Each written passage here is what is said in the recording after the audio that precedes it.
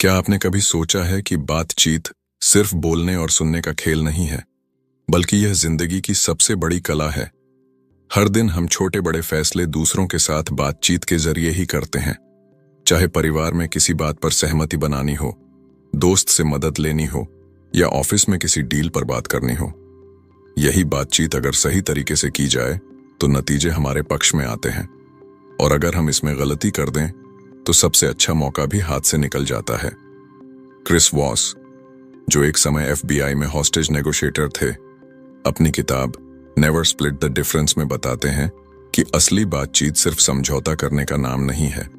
असली बातचीत वह है जहां आप सामने वाले को इस तरह समझते हैं कि वह खुद आपकी शर्तों को मान ले और उसे लगे कि यह उसका ही फैसला है। यही है नेगोशिएशन की कला। हम अक्सर सोचते हैं कि बातचीत जीतने का मतलब है आधा आधा रास्ता निकालना, यानी समझौता करना। लेकिन क्रिस वॉस कहते हैं कि समझौता करना असली जीत नहीं है, बल्कि हार है। क्योंकि जब आप किसी मुद्दे को आधा आधा बांटते हैं तो असली नतीजा कोई भी नहीं पाता। असली नेगोशिएशन है वह रास्ता निकालना जो दोनों पक्षों के लिए बेहतर हो, लेकिन आपका लक्ष्य पूरा करे। अब सवाल यह है कि यह किया कैसे जाए। इसका पहला कदम है टैक्टिकल एम्पैथी, यानी सामने वाले की भावनाओं को गहराई से समझना। जब आप किसी से बात करते हैं और वह महसूस करता है कि उसकी भावनाओं की कद्र हो रही है, तो उसका दिमाग खुलने लगता है। वह रक्षात्मक नहीं रहता, बल्कि आपको सुनने लगता है। यही पल बातचीत को आपके पक्ष में मोड़ देता है। दूसरी तकनीक है मिररिंग। इसका मतलब है सामने वाले के आखिरी 3-4 शब्दों को दोहराना। मान लीजिए कोई कहता है, मुझे लगता है यह डील बहुत महंगी है। आप बस शांत स्वर में दोहराई, बहुत महंगी। इससे सामने वाला और विस्तार से बताएगा कि उसे क्यों लगता है कि डील महंगी है, और जब वह अपनी असली समस्या खोलकर रख देगा, तब आपके पास सही जवाब देने का मौका होगा। तीसरी तकनीक है लेबलिंग। जब आप सामने वाले की भावनाओं को नाम देते हैं तो उसका तनाव कम हो जाता है। जैसे कोई गुस्से में हो और आप कहें, लगता है यह आपको काफी निराश कर रहा है, तो वह खुद को समझा हुआ महसूस करेगा और गुस्सा कम होने लगेगा। ये छोटी सी लाइन पूरी बातचीत का रुख बदल सकती है। नेगोशिएशन में अक्सर लोग हाँ सुनने की कोशिश करते हैं, लेकिन क्रिस वॉस कहते हैं कि हाँ जल्दी में दिया गया जवाब होता है और उसका कोई वजन नहीं होता। असली ताकत है नहीं सुनने में। जब सामने वाला नहीं कहता है तो उसे लगता है कि उसका कंट्रोल है, और तब वह सच बोलना शुरू करता है। यही वह समय होता है जब आप असली बातचीत शुरू कर सकते हैं। सोचिए, अगर कोई कहे, नहीं मैं यह कीमत नहीं दे सकता, तो यह आपके लिए दरवाजा बंद नहीं है, बल्कि एक नई खिड़की खोलता है। अब आप पूछ सकते हैं, तो आपके हिसाब से सही कीमत क्या होगी? इस तरह नहीं आपको आगे बढ़ने का मौका देता है। क्रिस वॉस की यह तकनीकें हमें सिखाती हैं कि बातचीत जीतने के लिए जोर से बोलना, दबाव डालना या बहस करना जरूरी नहीं है। असली जीत तब होती है जब आप सामने वाले को यह महसूस कराएं कि वह सुना जा रहा है, समझा जा रहा है और सुरक्षित है। जब ऐसा माहौल बनता है तो सामने वाला आपके विचारों को अपनाने लगता है। अब सोचकर देखिए, अगर आप यह तकनीकें रोजमर्रा की जिंदगी में अपनाना शुरू कर दें तो कितने नतीजे बदल सकते हैं। ऑफिस में डील पक्की करना आसान हो जाएगा, घर में झगड़े जल्दी सुलझ जाएंगे और रिश्तों में समझ बढ़ जाएगी। यही है नेवर स्प्लिट द डिफरेंस का जादू। बातचीत को एक कला की तरह अपनाना और हर मौके पर बेहतर नतीजा पाना। नेगोशिएशन की असली ताकत सवाल पूछने में छुपी होती है, लेकिन सवाल वैसे नहीं जो परीक्षा में पूछे जाते हैं, बल्कि ऐसे सवाल जिन्हें क्रिस वॉस कैलिब्रेटेड क्वेश्चन कहते हैं। ये सवाल सामने वाले को सोचने पर मजबूर कर देते हैं और उसके दिमाग को आपकी दिशा में मोड़ते हैं। जैसे आप सीधा यह मत पूछिए कि क्या आप यह डील करेंगे, इसके बजाय पूछिए, हम ऐसा कैसे कर सकते हैं कि यह डील दोनों के लिए फायदेमंद हो। ऐसे सवाल सामने वाले को समस्या का हिस्सा नहीं, बल्कि समाधान का हिस्सा बना देते हैं। यहां एक और गहरी तकनीक आती है जिसे कहते हैं mastering the art of no. अक्सर लोग सोचते हैं कि बातचीत में हाँ पाना ही जीत है, लेकिन हाँ कई बार सिर्फ टालने के लिए बोला जाता है, जबकि नहीं बोलना सामने वाले को सुरक्षित महसूस कराता है। जब वह नहीं कहता है तो उसे लगता है कि वह कंट्रोल में है। यही वह पल होता है जब असली बातचीत शुरू होती है और आप धीरे धीरे उसकी नहीं को शायद और फिर हाँ में बदल सकते हैं। क्रिस वॉस एक और शानदार तकनीक बताते हैं, 7-38-50 रूल। यानी बातचीत में 7% शब्द होते हैं, 63% आवाज का टोन और 55% बॉडी लैंग्वेज। इसका मतलब है कि सामने वाला सिर्फ आपके शब्दों से नहीं बल्कि आपकी आवाज और आपके हाव भाव से भी प्रभावित होता है। अगर आपकी आवाज शांत और भरोसेमंद है तो सामने वाला ज्यादा खुलकर बात करेगा। नेगोशिएशन में धैर्य भी सबसे बड़ा हथियार है। कई बार सामने वाला चुप हो जाता है और हमें बेचैनी होने लगती है, लेकिन क्रिस वॉस कहते हैं कि इस चुप्पी से मत डरिए, इसे अपनाइए। जब आप चुप रहते हैं तो सामने वाला असहज होकर और बोलने लगता है और यही वह पल होता है जब उसकी असली सोच बाहर आती है। अब बात करते हैं एकरमैन मॉडल की। यह एक खास रणनीति है जिसे क्रिस वॉस ने FBI में इस्तेमाल किया था। जब भी कीमत तय करनी हो तो शुरुआत में कभी भी अपनी असली कीमत मत बताइए।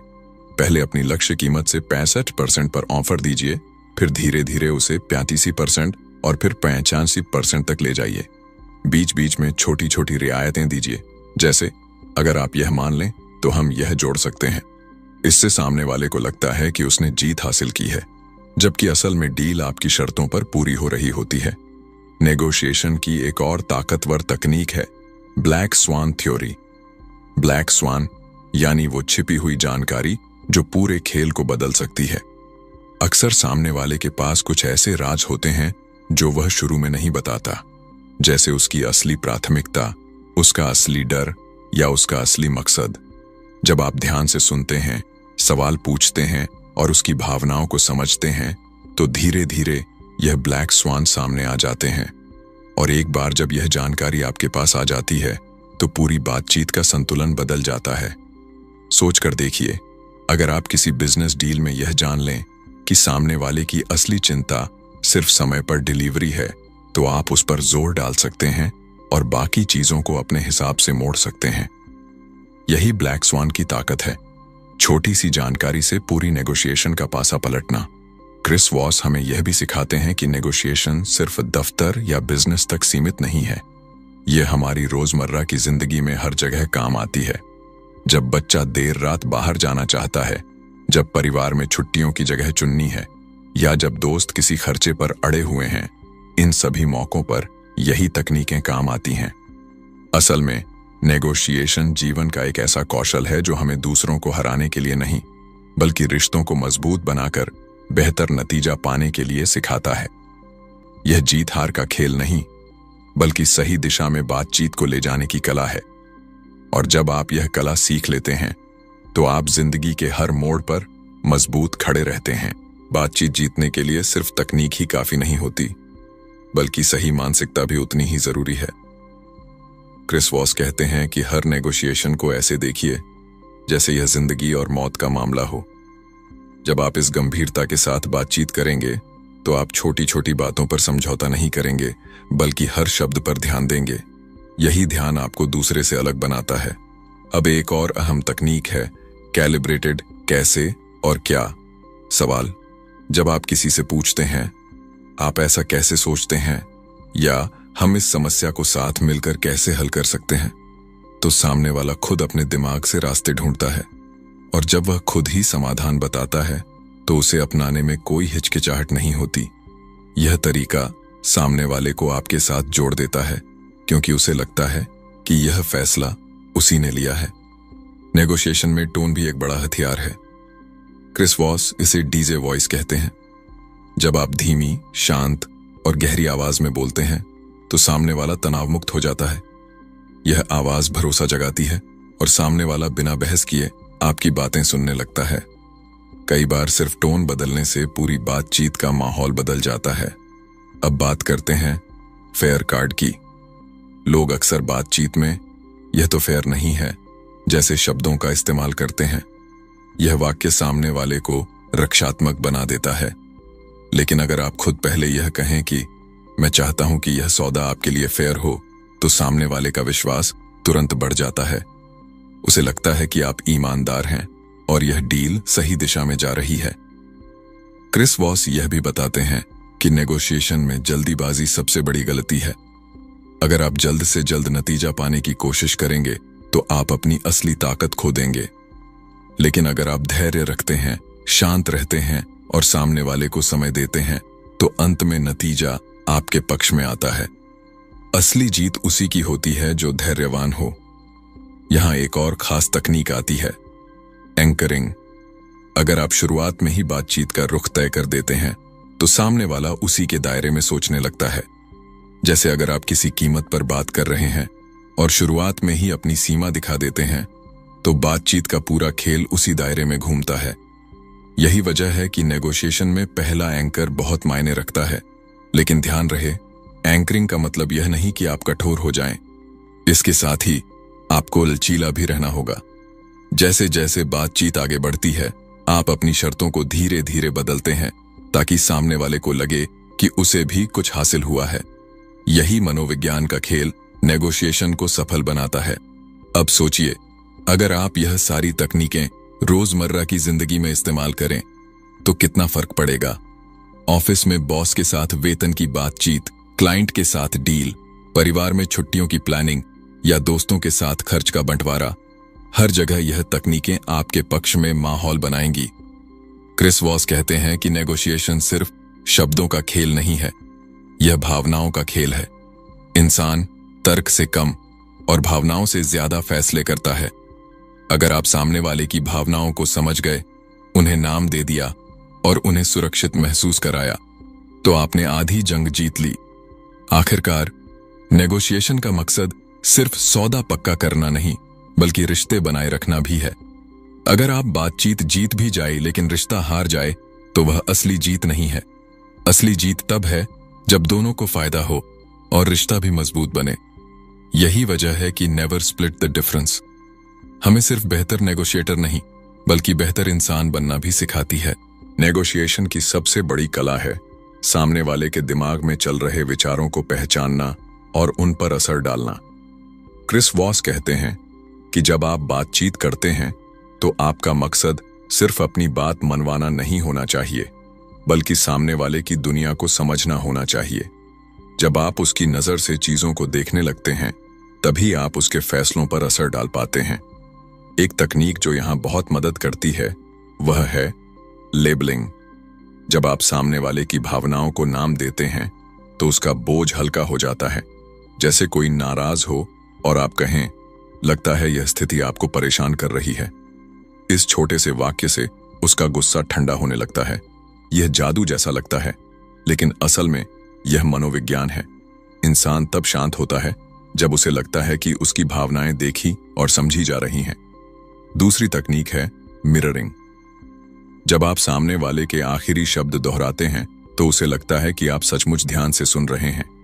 यह तकनीक इतनी सरल है कि कई बार यकीन ही नहीं होता कि यह काम करेगी, लेकिन यही सरलता इसे ताकतवर बनाती है।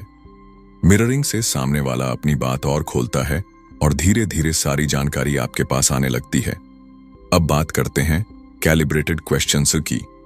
ये सवाल सामने वाले को मजबूर करते हैं कि वह आपकी शर्तों पर सोचने लगे। जैसे आप सीधे यह न कहें कि यह कीमत कम कर दीजिए, बल्कि पूछें, हम ऐसा कैसे कर सकते हैं कि यह कीमत दोनों के लिए काम करे।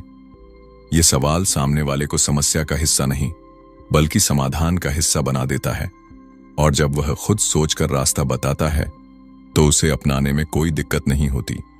क्रिस वॉस हमें यह भी बताते हैं कि बातचीत में चुप्पी सबसे बड़ा हथियार है। जब आप किसी जवाब के बाद चुप रहते हैं तो सामने वाला असहज हो जाता है और ज्यादा बोलने लगता है। यही ज्यादा बोलना आपको वह जानकारी देता है जो सामान्य हालात में सामने नहीं आती। इसलिए चुप्पी से डरिए मत, इसे अपनी ताकत बनाइए।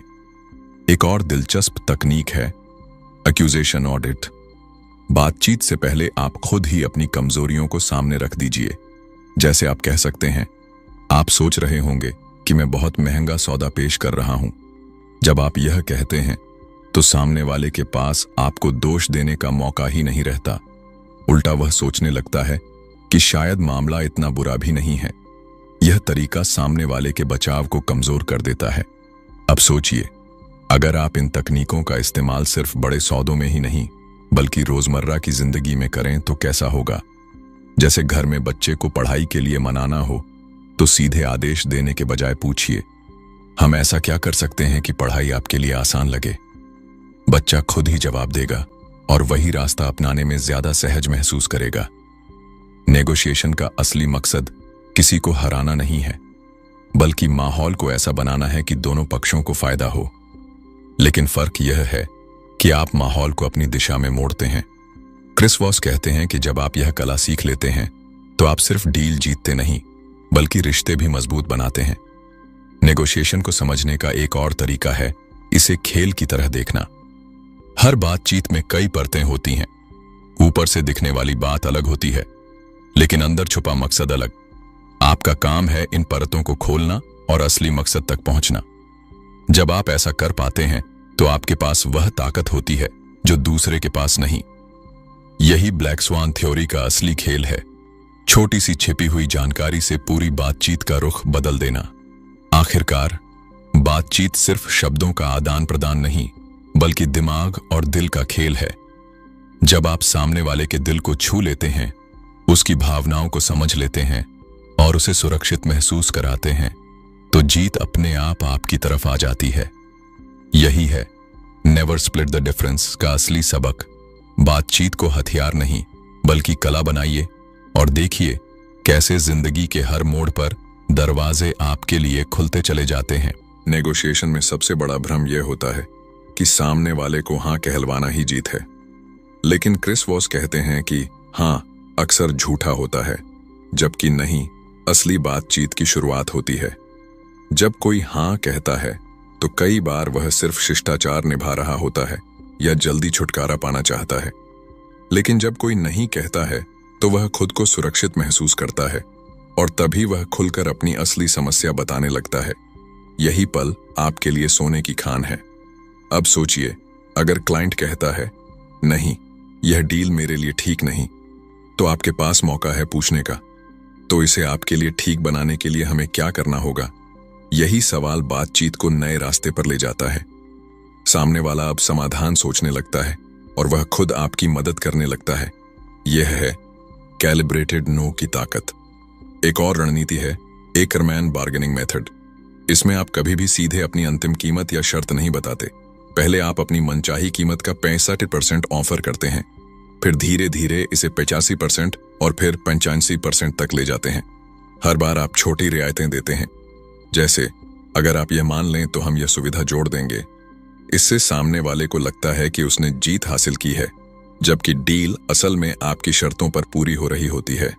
नेगोशिएशन में समय का इस्तेमाल करना भी एक कला है।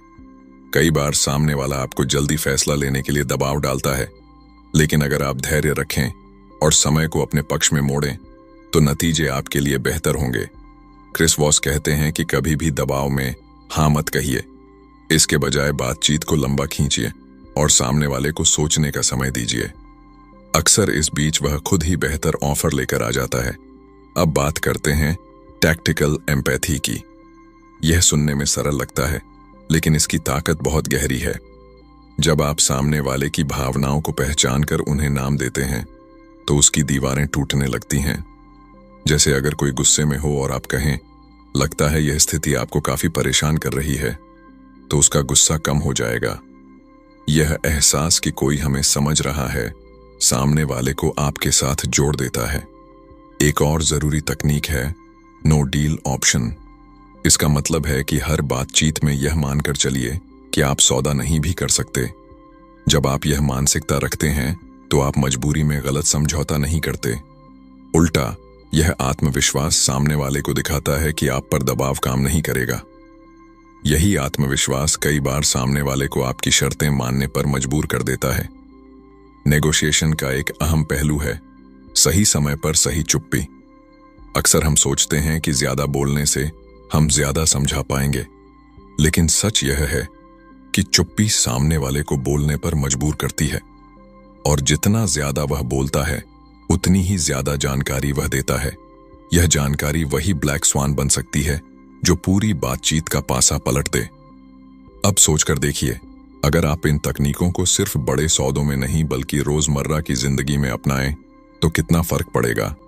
चाहे ऑफिस में वेतन की बातचीत हो, घर में बजट का बंटवारा हो या दोस्तों के साथ किसी योजना पर सहमति बनानी हो, हर जगह ये तकनीकें काम आएंगी। क्रिस वॉस हमें यह याद दिलाते हैं कि बातचीत सिर्फ जीतने का खेल नहीं है, यह रिश्ते बनाने और विश्वास कायम करने की कला है।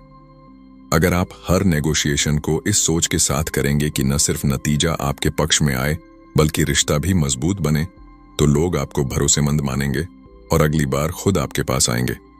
आखिरकार असली नेगोशिएशन यह नहीं कि आप अपनी बात थोप दें, बल्कि यह है कि सामने वाला खुद आपकी बात को अपनाने लगे और उसे लगे कि यह उसका ही फैसला है। यही कला आपको भीड़ से अलग बनाती है और यही है नेवर स्प्लिट द डिफरेंस की असली ताकत। नेगोशिएशन की सबसे खास तकनीक है छुपे हुए सच को सामने लाना। क्रिस वॉस इसे ब्लैक स्वान थ्योरी कहते हैं। ब्लैक स्वान यानी वह जानकारी जो पहली नजर में नजर नहीं आती, लेकिन अगर सामने आ जाए तो पूरी बातचीत की दिशा बदल सकती है। अक्सर लोग अपनी असली चिंता या असली मकसद शुरू में नहीं बताते, लेकिन जब आप ध्यान से सुनते हैं, सही सवाल पूछते हैं और सामने वाले को सुरक्षित महसूस कराते हैं, तो धीरे धीरे वह अपनी सच्चाई खोल देता है। यही सच्चाई आपके लिए सबसे बड़ा हथियार बन जाती है। सोचिए, अगर कोई बिजनेस डील कर रहा है और वह बार बार कीमत पर अड़ा हुआ है, लेकिन गहराई से सुनने पर आपको पता चले कि उसकी असली चिंता कीमत नहीं बल्कि समय पर डिलीवरी है। अगर आप यह समझ गए तो अब आप बातचीत का पूरा पासा पलट सकते हैं। आप कह सकते हैं, अगर हम समय पर डिलीवरी की गारंटी दें तो क्या आप कीमत पर लचीलापन दिखा सकते हैं? और अक्सर सामने वाला इसके लिए तैयार हो जाएगा।